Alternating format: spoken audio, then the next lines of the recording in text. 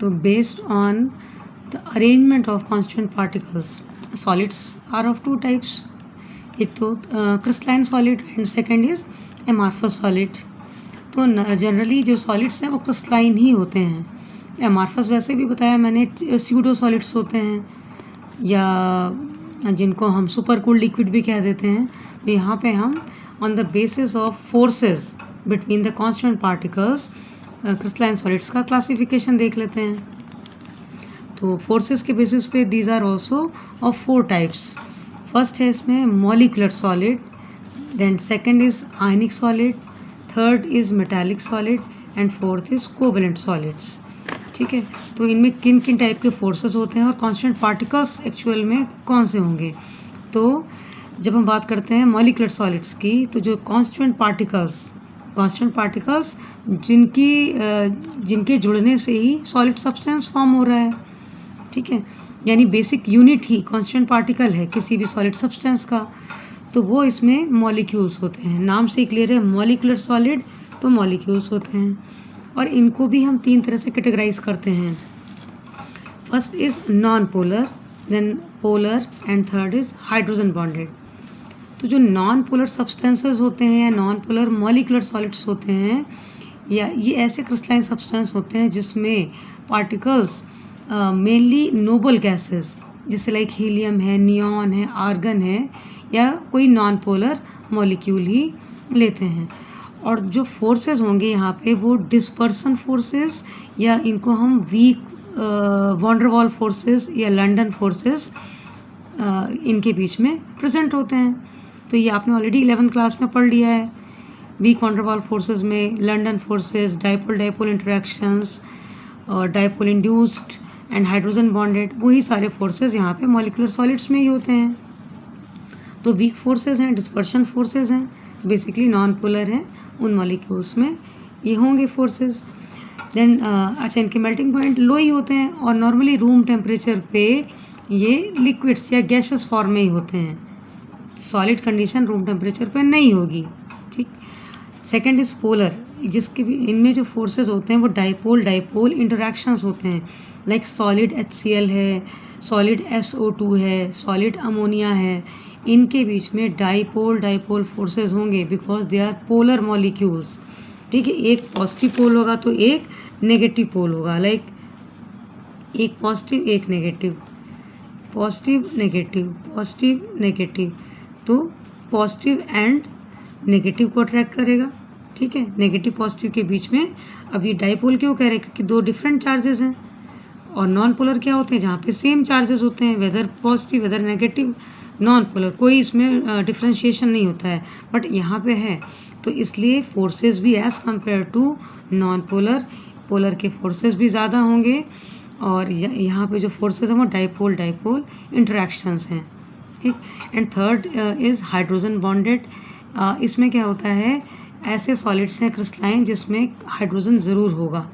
ठीक है, basically example आप जैसे वाटर पढ़ रखा है, वाटर मॉलिक्यूल, लेकिन जब हम बात सॉलिड की कर रहे हैं तो यहाँ पे सॉलिड वाटर या आइस ले लेते हैं और इसमें हाइड्रोजन बॉन्डिंग ज़रूर होगी।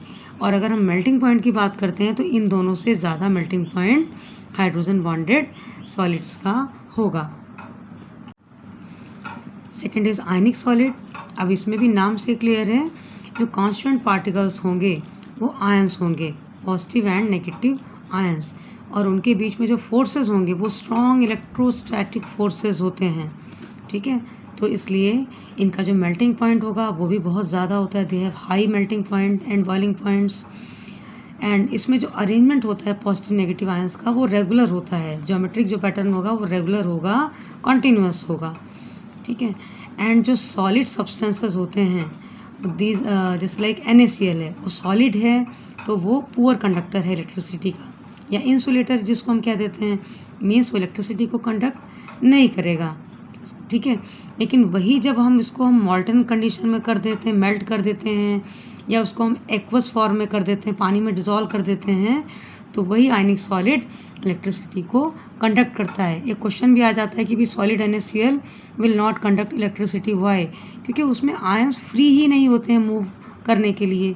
जब हम मेल्ट कर देते हैं तो वही आयंस मूव करते हैं फ्रीली और वो दे विल कंडक्ट इलेक्ट्रिसिटी। तो ये हो गया आयनिक सॉलिड। नेक्स्ट है मेटालिक सॉलिड। तो इस टाइप के सॉलिड में जो कांस्टेंट पार्टिकल्स होते हैं वो पॉजिटिव आयंस होते हैं, इन्हें हम कर्नल्स भी बोलते हैं। कर्नल्स, KERNELS, कर्नल्स, ठीक है। और जो कि एक सी है मोबाइल इलेक्ट्रॉन्स का, ये दिख रहे हैं इलेक्ट्रॉन्स हैं, इसमें धंसे होते हैं, इमर्स्ड होते हैं। तो यहाँ पे जो कांस्टेंट पार्टिकल्स हो गए वो पॉजिटिव आयंस हो गए। और जो इलेक्ट्रॉन जो फ्लो करते हैं यही एक तरह से इलेक्ट्रिकल या थर्मल कंडक्टिविटी के लिए रिस्पॉन्सिबल होते हैं, ये फ्री मोबाइल इलेक्ट्रॉन्स, ठीक है। यानी जब भी इलेक्ट्रिक करंट पास की जाती है तो ये जो इलेक्ट्रॉन्स हैं, जो नेगेटिव दिख रहे इलेक्ट्रॉन्स हैं, वो पॉजिटिव आयंस के थ्रू फ्लो करते हैं, इलेक्ट्रिसिटी कंडक्ट करते हैं। और ऐसे जब हम हीट इसको करते हैं किसी इस मेटालिक सॉलिड को, यानी कि जो थर्मल एनर्जी है वो यूनिफॉर्मली फ्लो करती है अगेन थ्रू फ्री इलेक्ट्रॉन्स। और जो इनके बीच में फोर्सेस होते हैं, जैसे किसी में हाइड्रोजन बॉन्डिंग, किसी में डाइपोल इंटरेक्शन, इसमें जो फोर्सेस होते हैं वो मेटालिक फोर्सेस या मेटालिक बॉन्डिंग।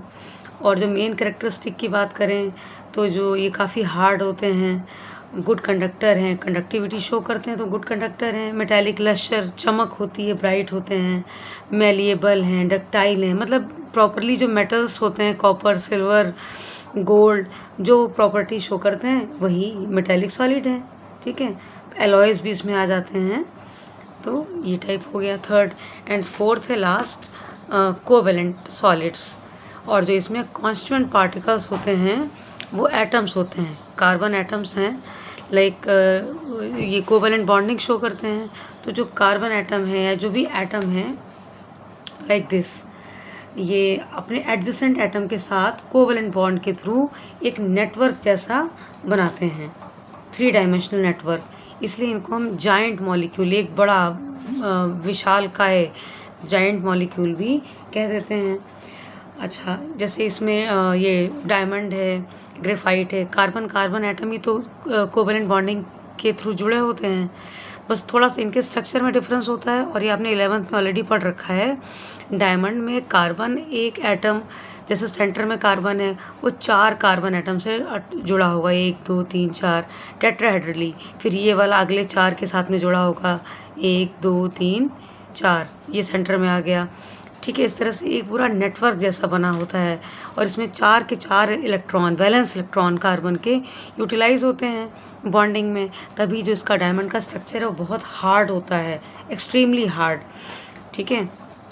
हार्डेस्ट कह सकते हैं, लेकिन उससे भी ज़्यादा एक हार्ड सब्सटेंस है बोरॉन नाइट्राइड, वो भी इसी कैटेगरी में आता है, BN। जब बोरॉन के कंपाउंड्स पढ़े थे तब भी पढ़ा होगा, बोरॉन नाइट्राइड। तो ये काफ़ी हार्ड होते हैं। अच्छा, ये ये बैड कंडक्टर होते हैं डायमंड, ठीक। लेकिन ग्रेफाइट एक्सेप्शनली गुड कंडक्टर होता है, ये भी कोवेलेंट बॉन्डिंग शो करता है, बट इसका जो स्ट्रक्चर है वो इससे डायमंड से अलग होता है। इसमें सिर्फ 3 इलेक्ट्रॉन, बैलेंस जो कार्बन के 4 हैं उनमें 3 इलेक्ट्रॉन ही यूटिलाइज होते हैं, शेयरिंग करते हैं, बॉन्ड बनाते हैं, बट बाकी एक फ्री इलेक्ट्रॉन, एक इलेक्ट्रॉन जो होगा बैलेंस, वो फ्री रहता है। और वो फ्री, और जो कार्बन जो हैं वो हेक्सागोनल रिंग्स की फॉर्म में होते हैं, और उन रिंग एक दूसरे के ऊपर फ्लोट या फ्लो करती रहती हैं, ठीक है। और उसी वजह से ग्रेफाइट एक लुब्रिकेंट का काम करता है, बहुत सॉफ्ट होता है नेचर में और गुड कंडक्टर होता है। तो ये एग्जांपल दे सकते हैं आप, ठीक है।